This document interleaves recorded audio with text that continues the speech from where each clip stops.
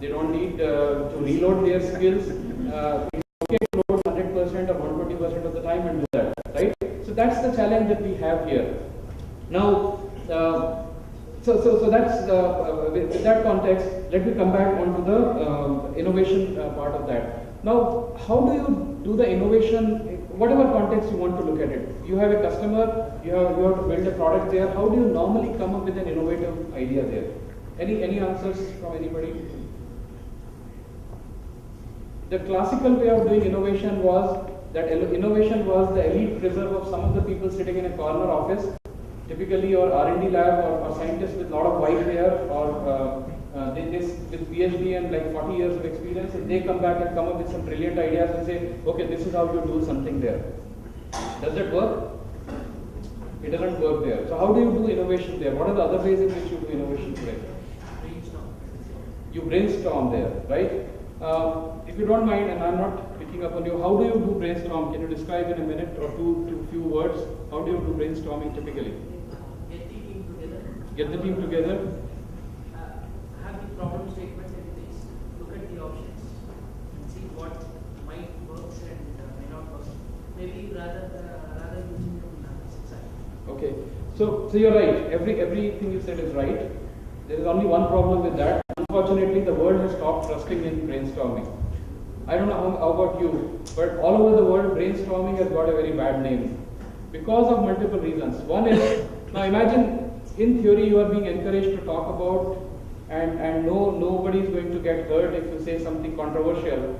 But I'll ask you a question. If in a team of 10 people, your manager speaks up and says something, you know guys, I don't want to really color your opinion, but I'm looking at these kind of things. What happens then? Are people going to talk anything other than what the manager is saying there? Right? Now, forget the manager. There is somebody who is very senior, respected architect in the team. And there is one guy who has just come out of the college and says, hey, why don't we do this way? Everybody in the room knows this is the super stupid idea. And everybody is giving that space to that guy. But that architect gets up and says, what did they teach you at the college? Or some such kind of very condescending comment. What will happen to the spirit of somebody coming up with those ideas next time? Nobody will come up with that, right? So in theory that is supposed to work, but in practice it is a very politically charged atmosphere. The meeting in the workplace is a political landscape. You have a lot of minds there, right? You step on a wrong landmine, you are done. That kind of a thing, right? So now what people said was, brainstorming is not working. Let's come up with something new. So they came up with a new idea which they call as idea storming. And idea storming is one of the ways which we will take a sample today and do that. And there is another thing that people later on came up with, which I will not tell you right now, but keep thinking and keep guessing there. So let's go to the idea storming. Now, what they found different in the challenging in the brainstorming was that it was a limited group of people without any customer interaction, without really any rules of brainstorming. So they took some of these rules that I talked about earlier, exactly these 5 rules, they changed the brainstorming and they started calling them as innovation games. Now what we do in innovation games is, so this book written by Luke Homan has actually innovation games. If you go to innovation-games.com, you will see all the information. He originally wrote 12 games, and we will play here one game here. I need 4 or 5 volunteers to come here, but let me explain you what we are going to do. Let's play the game rather than me talking, because that will give you more information about it. So I need about 4 or 5 people to come as brave volunteers here who will do something on this whiteboard for the next 10 minutes or so. Do we have any volunteers? And I'll explain as they come here. Okay. Thank you. We have some brave folks here. 3, maybe 2 more. Thank you. 1 more person. Okay. Thank you. Why don't we give them a big hand? They are volunteers. Okay. So now I have a question. Suppose you are developing a product. What product would you like to develop? Something that we all can relate to in this crowd. Maybe smarter way to withdraw money. A game, mobile app. Why don't we take a smartphone? Right? iPhone 6 is around the corner. Maybe you guys want to design the next smartphone there. Right? Now typically, You will have multiple ways of doing market research. You will go out to a bunch of people and do focus groups and all that thing. We are going to do it in a slightly different way, right? We are going to create what we call as the product tree. So the name of this game is Prune the Product Tree. Okay, and the way it works is that on this, let's maybe remove this one so that you can use this. You will basically draw a pictorially a tree. Okay, and I will start giving you the pen. And what you will do is, the way the tree that works is, the shape of that will first of all give you a perspective whether you want it to be a very focused, tall thing, or you want it to be a product for all seasons. So pictorially, it gives you a perspective to anybody watching here what we are doing here, right? What is in your mind in terms of the product there? The root of that itself shows in terms of the strength of that, the customer support that is needed, the technical infrastructure that is needed, and then you have various branches coming out of that. And those various branches are really the big functionality that we are talking about there, right? So you pictorially try to do that and you start putting some of that stuff here. One of you consider yourself as a customer also for now, just for the sake of it. So maybe, I don't know, you can choose it among yourself. So those thick branches are really the major functionalities that we are talking about. I leave it to you, I don't want to do that. The leaves are really the features of that. So you start writing some of the features there. Like what could be the features, for example. So take this to actually write some of these features here. Consider this as a leaf for now. And then you have basically the outer edge, which basically you have the new feature, the existing ones, you are more closer to the core of it, and you kind of start pictorially drawing that. Okay, and the whole purpose of doing that is actually then pruning the tree. So what we are trying to do is, they are trying to pick. How many of you have seen a PRD or a product backlog? How many of you find it boring?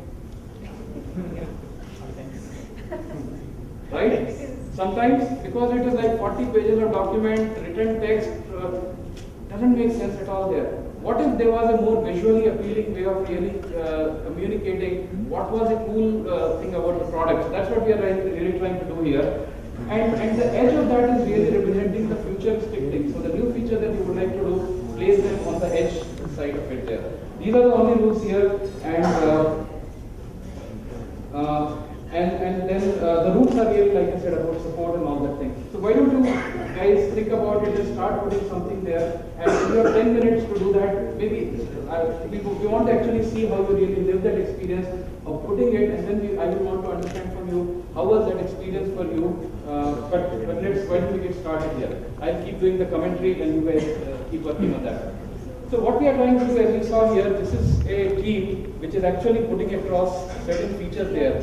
There is a customer here in this. So what typically happens is, you do these innovation games with the customer. You don't do it, the development team is sitting separately away from the customer. Prune the product tree is actually letting you define a tree to say how exactly the features are, and then somebody might say, oh, this looks very lopsided, there are too many features here, why don't we go and do something here? So you can actually visually see whether it makes sense to invest in some of these things or not. Typically these things will help you because there is a fun way in which you are doing, number one. Number two, unlike a brainstorming, nobody is shooting you down for giving your ideas, because it's all a fun thing. It's not considered as a formal way of doing it. And typically, because it's on a whiteboard, people are getting off the chair. And nothing more fun than getting people off the chair and making them walk around and participate there.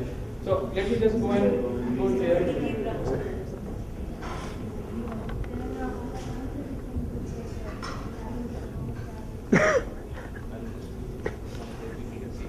You guys keep doing it. No, I'll capture.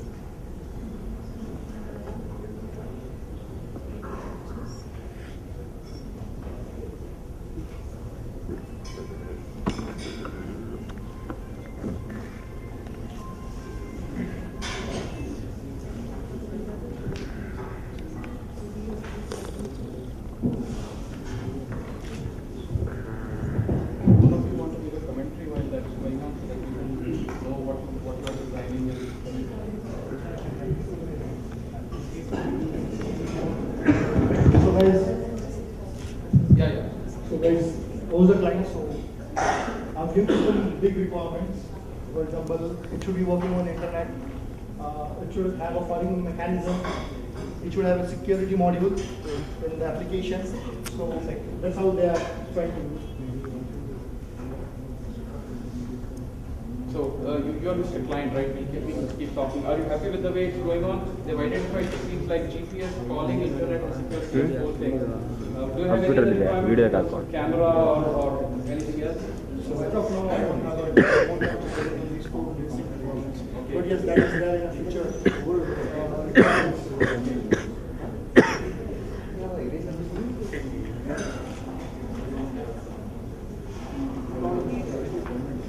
Okay, that's okay.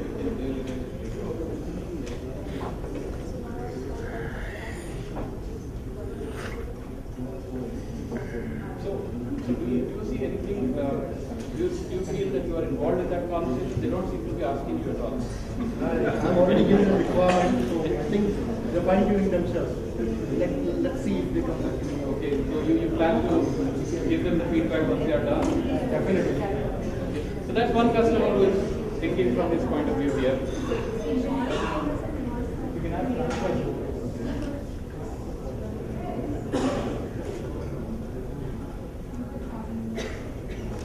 So typically this activity would be done over a period of 1 to 2 hours or more depending on how it is.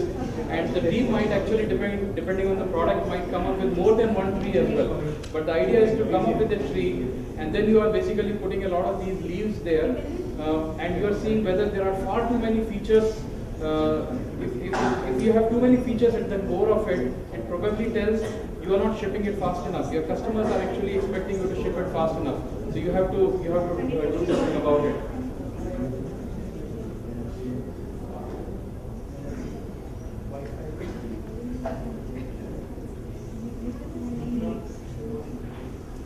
Okay, another 2 minutes. Just focus on the core things so that we can.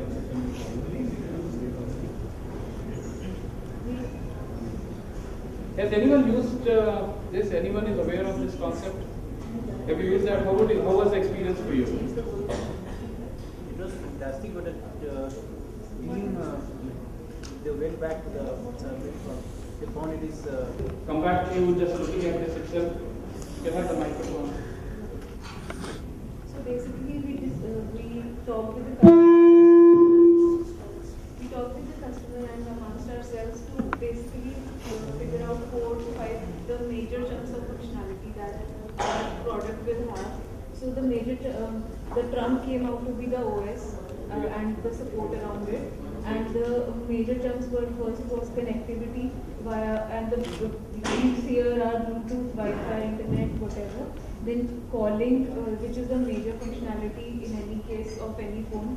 So video and voice calling, and maybe more around it. Then the third trunk was the security, because it's a smartphone, you'll be connecting a lot in a lot of ways. So there were some areas around security like scanning, firewall, authentication, and then entertainment, which is also a very important part of having the smartphone. So that's the fourth trunk, fourth branch, which says video, music, games, and everything. So we were building around. Okay, now we have to stop it.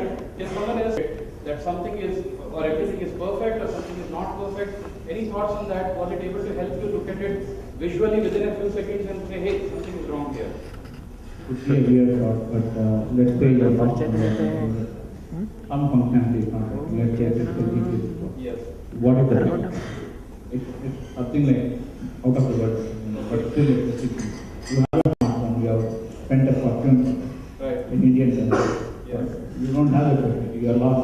What do you do with the smartphone? You really start So you searching. found that there is something, if the connectivity is not there, then It's happening. so that does that stare out of this looking at it? This thing? Yeah. You have all these things, so nicely. Somewhere you are lost, and then you don't have. You really start searching it because you don't know where you are because the GPS is not working. What is your fault? Okay. One big flaw that I can think of. I was thinking that they will be developing a mobile application. So, but instead they were trying to develop a mobile operating system, I guess. So that simply assuming that it will be a mobile application, I thought of using it on cloud and making that mobile app applicable on different mobile platforms. So I ended up like this. The challenge was to make the smartphone. Okay, so we have two different problems, I think. We solved two problems in one shot. So, okay. Was it fun? Was it helpful? I know it was very small time, but would you want to try that just in a normal way and get people involved instead of one person sitting in a corner writing a boring PRD and sending it by mail to all of you and saying, guys, review it by Friday and send it back to me, which is the normal way in which we do that, right? So okay. Anyway, thanks a lot. Let's give them a big hand for coming here.